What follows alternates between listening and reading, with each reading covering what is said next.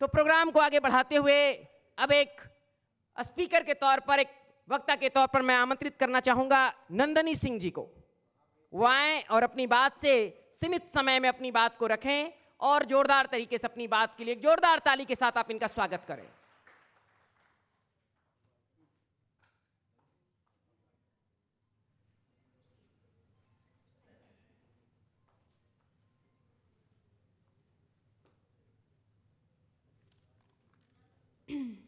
नमस्कार। सर्वप्रथम हवा को गुंजायमान करें ताकि भारत माता के चरणों में हमारा नमन पहुंच सके। तो बोलिए भारत माता की जय, भारत माता की जय। मैं नंदिनी सिंह आज एक ऐसे विषय पर चर्चा करने जा रही हूं जो भारत के भविष्य को आकार देगा। भविष्य के लीडर्स, राष्ट्र निर्माण में युवा पेशेवरों की भूमिका। महोदय, पिछले महीने सोल लीडरशिप कॉन्क्लेव के तहत मुझे हमारे देश के यशस्वी प्रधानमंत्री श्री नरेंद्र मोदी जी से मिलने का सौभाग्य प्राप्त हुआ, जहां उन्होंने युवाओं के प्रति अपना दृष्टिकोण साझा किया।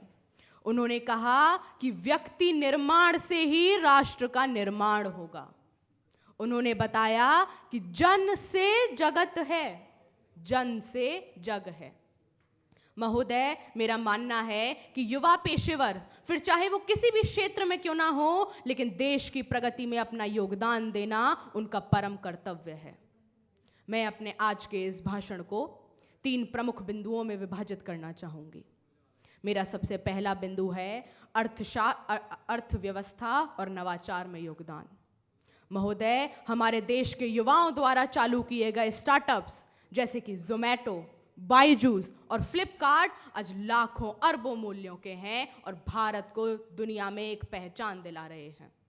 ये ना केवल रोजगार बल्कि नवाचार को भी बढ़ावा दे रहे हैं और ये हमारी और हमारे सरकार की जिम्मेदारी है कि हम ऐसे स्टार्टअप्स और एंटरप्रेन्योर्स को बढ़ावा दें ताकि हमारे देश की अर्थव्यवस्था जल्द से जल्द $5 ट्रिलियन की इकोनॉमी का लक्ष्य हासिल कर सके।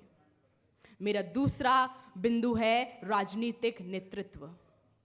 हमारे देश के प्रधानमंत्री ने देश के 1 लाख युवाओं को राजनीति से जोड़ने का एक लक्ष्य लिया। लेकिन राजनीति ही क्यों? क्योंकि भारत जैसे विशाल देश का नेतृत्व कुशल हाथों में होना बेहद जरूरी है। और यहाँ बैठे मेरे सभी युवा साथियों से मैं पूछना चाहूंगी कि क्या युवा वर्ग से बेहतर कोई वर्ग है जो भारत जैसे देश की कमान संभाल सके?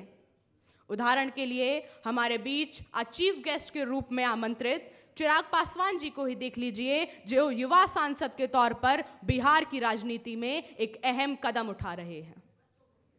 ये हमारी जिम्मेदारी है कि हम युवाओं को ज़्यादा से ज़्यादा प्रोत्साहित करें ताकि वो राजनीतिक नेतृत्व में आगे बढ़ें और भारत देश को विकसित भारत बनाने में मदद करें। धन्यवाद। मेरा तीसरा बिंदु है तकनीक।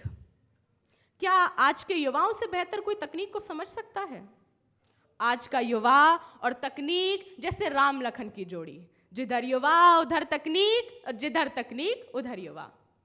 मेक इन इंडिया और डिजिटल भारत जैसी स्कीम्स हमारे देश के युवा की वजह से ही सफल हो पाई हैं और मेरा सरकार से यह अनुरोध है कि तकनीक को देश के हर युवा तक पहुंचाया जाए, क्योंकि ये इतनी ताकत रखता है कि ये भारत को बदल सकता है और विश्व गुरु बना सकता है।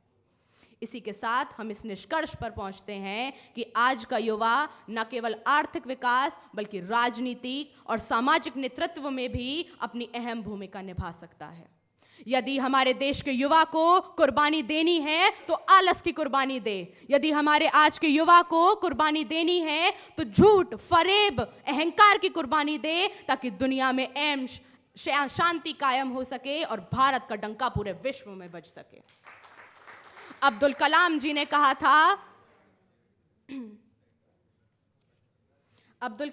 कहा था कि सपने वे नहीं जो हम सोते समय देखें, बल्कि सपने वे हैं जो हमें सोने ना दें। और आज इस मंच से खड़े होके मैं ये सपना लेती हूं कि मेरे और मेरे जैसे करोड़ों बिहार और भारत के युवा देश का नेतृत्व अपने हाथों में लेंगे और भारत को एक विकसित राष्ट्र बनने में मदद करेंगे।